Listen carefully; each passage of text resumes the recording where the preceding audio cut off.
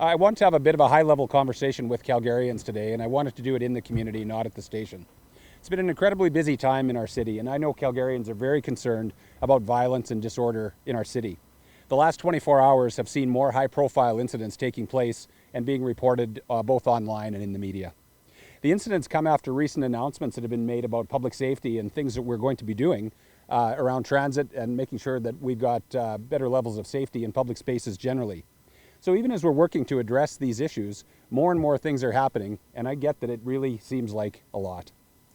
At times like this, it's understandable that people begin to feel unsafe and anxious and ask questions about what in the world is going on. I feel like I need to provide a bit of a dual message today. One that recognizes, firstly, that incidents like this have a direct and lasting impact on individuals and families involved, but they also have an impact on the broader community that lives here and who deals with this and has to process it. And at the same time, I also want to reassure Calgarians that Calgary remains a safe city. So I want to provide some context and reassurance regarding the current situation that we're dealing with. So these incidents are terribly concerning. There's no question about it. And the violence in our city is not okay, and it will never, never be tolerated. And, because I don't want to use but, I want to use and Calgary remains a safe city. Just by way of a little bit of background, in terms of StatsCan, the media, certainly folks here know that Statistics Canada keeps a crime severity index with respect to the safety factors and indicators in cities around the country. So Calgary is generally in the middle of the road when it comes to big cities, central metropolitan areas in the country. And so that's not changed. So we're not moving in a bad direction when it comes to crime severity index. Statistically, we're not seeing a huge uptick or a significant uptick even in violent crime. So by the numbers, we're not seeing that. If we look at 2022, we were actually down slightly against 2021, and we're pretty flat against the 5-year average. It's hard to go back and compare just 1 year, particularly in the pandemic, but if we look back at the 5-year average, we're still pretty flat. So statistically, we're not seeing a big jump. As of today, we have 28 shootings in the city, and that includes the one here last night. On this date last year, we had 48 shootings. So year to date, that's a decrease of 42%. When we talk about homicides, today we have 4 homicides in Calgary. On this day last year, we had 10 homicides in Calgary. So, I mean, these are small numbers, so the percentages sound big, but that's a 60% decrease from this time last year. One issue I think that we have definitely seen, though, is that a lot of the incidents that have happened in the city have been happening in public places, so they've been attracting, and rightfully so, additional attention, and I think that's driving some of the perception around what's going on. So I don't suggest that this is of any solace, but I think it needs to be said that what we're seeing in Calgary is not a Calgary problem. We're not doing something different here in Calgary than's happening elsewhere that we could pull an easy lever and fix the problem. This is a Canada problem. This is a big city problem. Our city's experienced spikes in violence before, as you know. We've grappled with gang and gun violence in the past, and on those occasions, we have come together and we have driven those numbers down, and we will do that again. I guess at this stage of the game, I'd like to offer Calgarians my strongest assurances that we are on this. Members of the police service are fully engaged in the challenges that we face, and they're committed to ensuring the safety of Calgarians, and not only that Calgarians are safe, but that they feel safe.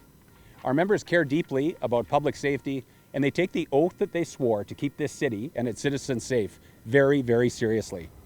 They are doing an excellent job. Once again, they are on it. As for me personally, I am disgusted, to tell you the truth, with what's going on in our city. When we're seeing bullet holes in areas of our city, beautiful areas, highly populated areas of our city like this, we're seeing incidents on our transit and other public spaces that are causing people to feel unsafe, causing people to feel like they cannot use transit infrastructure, causing people to feel like they can't go downtown and engage in all of the things that they want to do and that they should do. That is a huge problem, and that can't be. If you're a criminal in this city and you're involved in activities that are bringing harm to Calgarians or our community, my advice to you is don't. You will be held accountable. I can tell you less than 24 hours ago, we had a shooting on the bus outside the library. I was hoping to have a picture for you of an individual who has warrants out for his arrest. I don't have that right now, but I can tell you we will have that to you very shortly. Our people are on this, and if you were involved in violent crime and you are bringing crime and harm and victimization to our city, you will be held accountable. I've said to our people, and I've been very emphatic, that I want them to be very assertive around enforcement, around violence and inappropriate behaviors in public spaces. This is not going to go well if that's what you want to engage in. We have a great community here in Calgary. We have a great police service in Calgary. We have great partnerships. We have supports from all levels of government to do what we need to do in relation to the problems. And we need to take this personally. We need to take it personally. We need to take it seriously. I ask people to come forward. If you know individuals who are involved in these types of activities, violent crime, firearms crime, please come forward. If you're involved in incidents or you witness incidents in areas of the downtown and you're asked to cooperate with investigations, please do that. It means so much. And it does make a difference. It really, really does. So listen, I would say that together we do have this. Your police service and our partners, everybody is fully engaged in what we need to do. I know you're fully engaged. And we will address the issue just as we have in the past, and we will bring safety back to our city. So with that, I'll close off and I'll take any questions you might have about the issues that have been going on.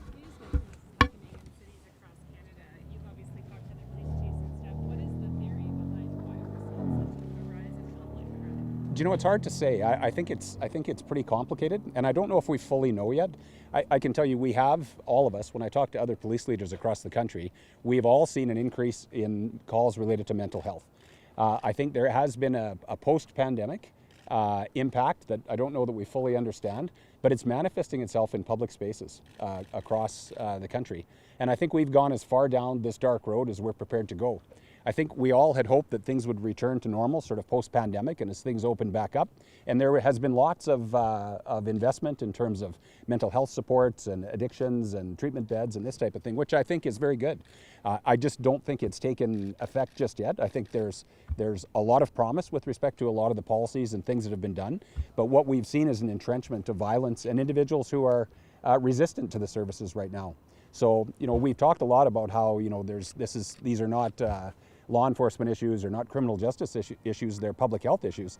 But we're seeing these are not, they don't manifest themselves as they did here as public health issues at all. They manage or manifest themselves in places like this as crimes. What advice would you give to people traveling on the C train or taking public transit or buses or just walking out of the grocery store one evening and seeing a shooting? What advice do you give people? Again, I think there's been a lot of reporting on these events as there should be, and these are very impactful events, but I think they're rare events even still. So I think I would just want to give Calgarians a message of reassurance. And again, that's not to downplay what's happened. I wouldn't do that for a second, but they are rare events, and I think we need people to enjoy our city and enjoy our spaces and to come out. The vast majority of the violence that we're seeing in the city is, you know, when I use the word targeted, I think, you know, maybe the average person doesn't know what that means. But it's not the people that are going to the grocery store or going to enjoy a restaurant or enjoy the community in whatever way that they do that are experiencing these levels of violence. What's happened here last night is known unknown individuals who have targeted one another. And I can tell you, the men and women involved in this investigation are making great progress with what's happened here.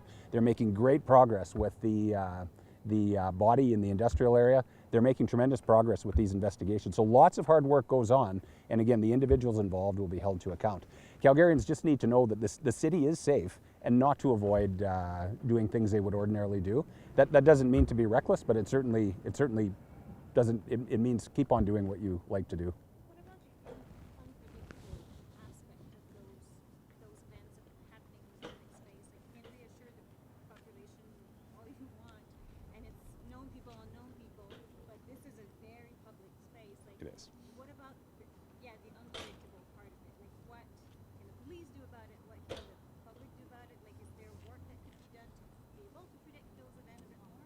Yeah, that's a great question. We always look to see what we could predict, right? And it's not, what we've seen is looking at incidents that have happened for trends in terms of, you know, geography in certain locations, or are they certain individuals, like I say, certain groups that maybe have a conflict. What we've seen in our city, and I think it's fair to say in others too, is that we haven't seen those opportunities to intervene. We're seeing individuals coming into conflict around things like road rage, around driving, around, you know, this morning it was too loud a music on transit. And that's actually erupting into violence and different types of conflicts that can include weapons in ways that we didn't see in the past. So I think there's something to be said about about civility in public spaces as well, having tolerance for other people, but also being respectful. I think sort of post-pandemic, we may have lost a bit of that, and I think we would all do well to be able to get that back. Sure.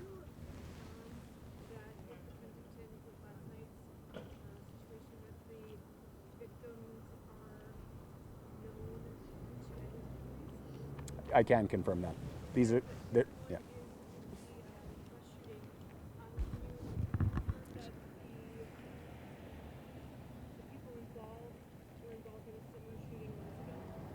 So the individuals involved in that one did have a history. Members in the area did a very good job. They actually ended up with 3 of the 4 parties, one of course being the victim himself, and then 2 other individuals very quickly. So there was a history with that group for sure that led to what happened on the bus, and that led to a very, very quick identification of the shooter, and it will lead to a very quick arrest.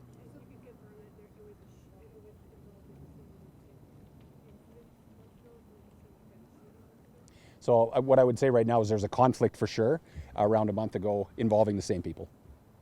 Chief, just really quick, just want to follow up on something you were saying earlier. More so, crime in a city, it's unfortunate, but you're saying like the numbers are going down. I think it's more in the last 24 hours, just the flagrant disregard for public safety, and it seemed to hit a chord with you. I don't know if you just want to touch on that again, maybe. Why does it just upsetting just how brazen these last 24 hours have been, I guess? Well, it is frustrating because I think we're all aligned in our will, we're all aligned in our skill, and I think we're seeing on transit, there's been a lot of work done on transit already, and we're seeing that start to pay off. The deployment there, the Operation Crest with the sheriffs, a lot of good work being done. And so we're hearing from Calgarians that they're very thankful for the work that's being done, but at the same time it keeps happening, right? And I have to tell you, I was frustrated yesterday with all the work that's being done on transit. A shooting occurs on a city bus outside of the library at high noon. Like, come on. Like, at the end of the day, this is the type of thing, like, again, to your point, we'd love to be able to get in front of these things, but it's like, how do you? And so it's just very, very frustrating. But the point of the matter is, again, is we just need to continue to work together. We need to move forward. We are seeing progress. We're seeing progress in the numbers. But this cluster right here has struck a chord. It struck a chord with Calgarians for sure, and it struck a chord with me. How can Calgarians work with the CPS moving forward? Like, if there was that message of that, how could fellow citizens like in the neighborhood, Sunnyside, downtown, how can they help the CPS in there? Yeah, thanks. I think one of the things, like we talk all the time about the fact that, please, support the police in terms of investigations by furnishing dash cam or that type of thing and cooperating that way. That's really important. But I also think in communities like this, it's really important for people that live here to have a relationship with the police locally and the community resource officer. If there's issues that you're concerned about, like we see, quite often, people will post stuff online about things that are happening on transit, and they post it, and you wonder, like, are you trying to shame people, who are down and out, or what are you trying to do? There are so many ways that you could do something constructive, and we would respond to that, and transit would respond to that, and do something constructive. But again, I think it's become vogue to just post things like this online, and I think people keep seeing it, and it affects their perceptions of safety in their city. If you really want to do something, useful, try to do something constructive.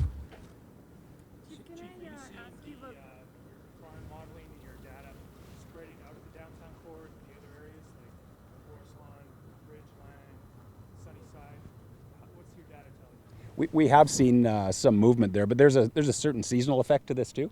This is something when the winter, when spring comes, we tend to see some movement as far as disorder goes. But they're different issues, aren't they? Like when we talk about disorder on transit, where you're dealing with people that might be vulnerable and seeking shelter and might have some addictions issues, that's a different thing than what we saw here last night.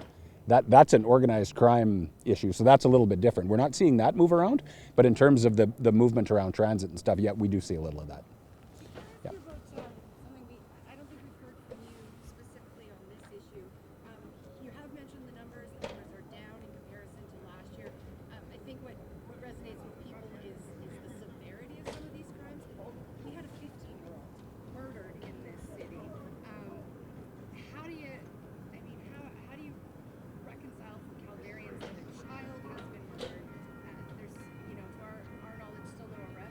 Yeah.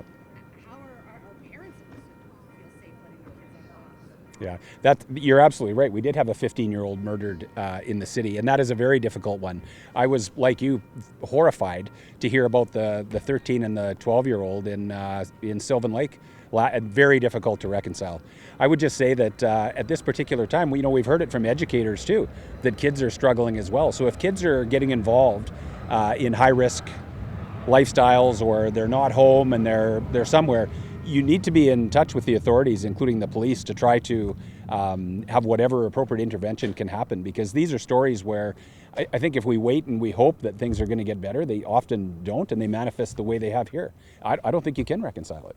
Are you any closer in that case to arrest or bringing that family some closure? Sorry, I don't have any updated information on that one today. We can get it, but I don't have it as of right now. Chief, about an hour ago, the mayor called on the province to reinstate funding fine revenue that they clawed back in 2019. It amounted to about $10 million at that time. I'm just wondering what effect, if the province were to reinstate that, what effect would that have for Calgary Police Service? With all due respect, let me just say this. I wanted to come out today and I wanted to talk to you sans all the political stuff that goes on. We know there's an election coming, and we know that there's lots of discussion around the political level, but really this is just about public safety. Just talking to Calgarians about things that really concern them, and something that happened last night right in this neighborhood. So I'm going to leave that alone for today, and the calls and stuff like that. What I want really just to reinforce is what we can do together, what the police can do together with the support of all levels of government and with the community to just take back our streets. Chief, just again yesterday, and again, unfortunate, you mentioned just all the things that happened yesterday. One of the other ones was the body that was found out in the South there. I'm trying to figure out how to word this. If there's a way, like what kind of facts that you can share, because there were some rumors on social media about how the body was found and so on and so forth. What can the CPS share today? What I can tell you is that we're treating that as suspicious, and you'll say, well, yeah, of course, given the fact that you found a body, that seems fair, right? But at the end of the day, because we don't know the cause and manner of death until after the autopsy, there was reporting, I know CTV was reporting that the body was found in a suitcase. I'll confirm that definitely was the case, and that's pretty suspicious. But yeah, until we get the autopsy and we know cause and manner of death, we keep an open mind so people think well, of course it's suspicious, but at the end of the day, we'll follow the evidence through. And so we'll have an update in respect of that one, I think, fairly shortly. But as of right now, it's just suspicious death.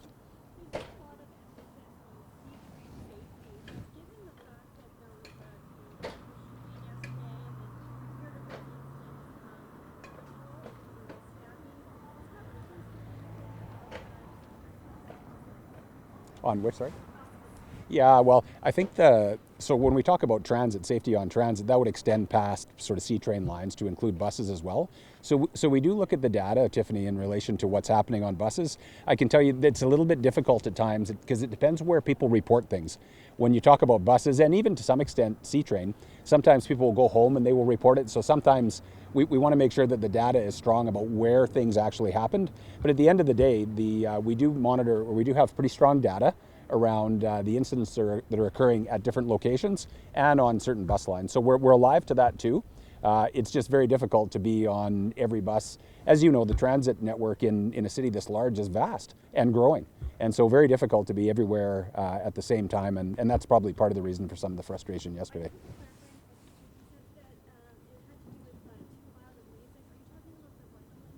I am, not yesterday's.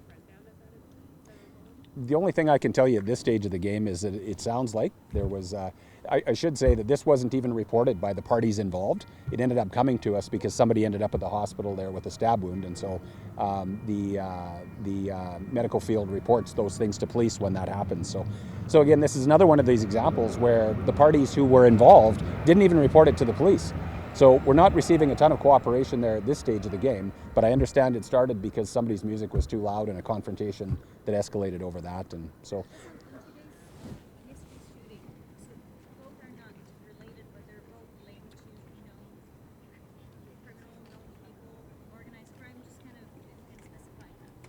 Well, so individuals. So talking about the shooting on the bus yesterday. And the one here last night. So those two are two separate events, unrelated. Yeah, very much so. Yeah. They're both happen with known people to the police and organized crime, or not necessarily? Yeah, so thank you. So the shooting yesterday on the bus is not related to the shooting that occurred here, not at all. The other question there is, did the individuals involved in both of those incidents know one another ahead of time? Yes, they did. Were they known to police? Yes, they were. How frustrating is that? That the same people that are known to police end up in similar arrests? You and I have chatted about this We have. before.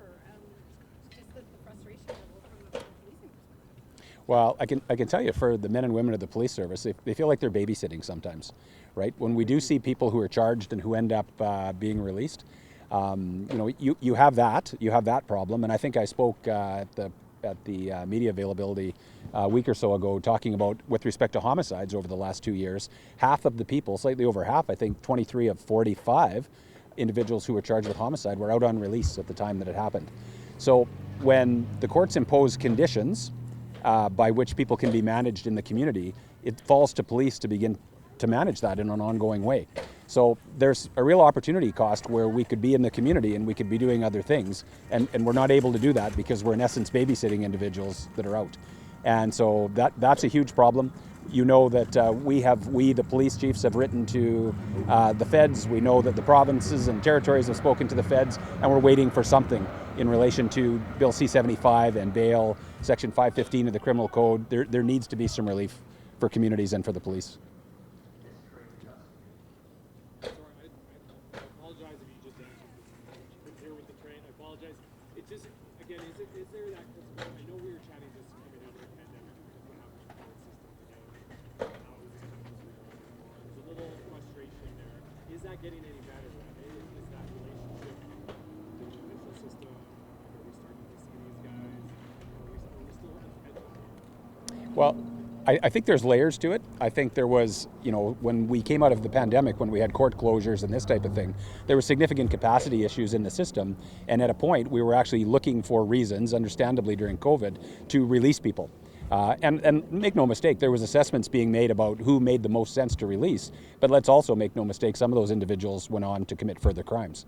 But in terms of the unintended consequences of Bill C-75 and the bail piece, I think we're at a place now where, that came into force, I believe it was 2018, prior to the pandemic at any rate, and now we're seeing the impacts in every single community in the country. So it isn't as though there's something happening in Calgary or Edmonton or something that's different. We're seeing it across the country. So I think the good news is, in terms of the relationship, there's a willingness to go back and look and say, what clearly there has been some unintended consequences, and how can we close that gap and bring some relief to citizens.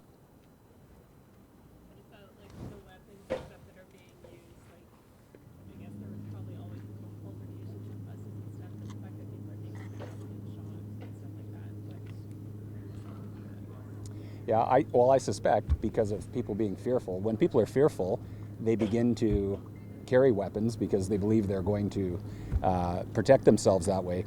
The problem is, if you get in an altercation and things escalate and you pull out a weapon, especially when we're talking about stabbings, like, that's a game of inches, right? Like, there's places on your body where you don't have to be stabbed very deeply, and that's a fatal wound. So sometimes it's a game of inches, and I don't say that, like flippantly, say game, but it's a very dangerous thing. I also think what we've seen with an entrenchment of individuals who are vulnerable on transit and other public spaces, there gets to be this territoriality, right, where people have been there, and then there's conflicts and people that want, in the subculture, where people want to take that space or whatever. And we've seen a huge increase in folks there carrying weapons as well. And I know they're carrying it, to feel safer, but the problem is it's manifesting into violence and stabbings among that community, and it's not okay.